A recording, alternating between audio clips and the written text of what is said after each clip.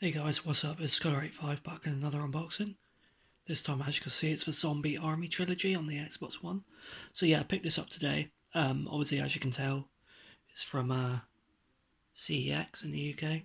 So I picked this up for sort of second hand. So I picked this up for £12. It's purely based on the fact that I'm getting Zombie Army 4 Dead War next week when it releases. So I thought I'd play the first 3 games, which I never played. So yeah, really looking forward to playing this.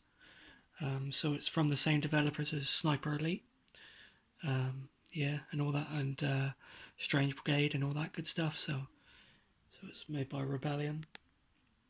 So yeah, as you can see on the front, there's a German zombie army dead guy. There's the side, and there's the back. 3 campaigns, 20 levels, unlimited terror. So yes, I will be playing this in co-op. So it's single player and co-op 2 to 4, and then the install size is up to 12 gig. Inside we have the disc and the receipt. So yeah, that's it for my rather quick unboxing of Zombie Army Trilogy on the Xbox One, guys.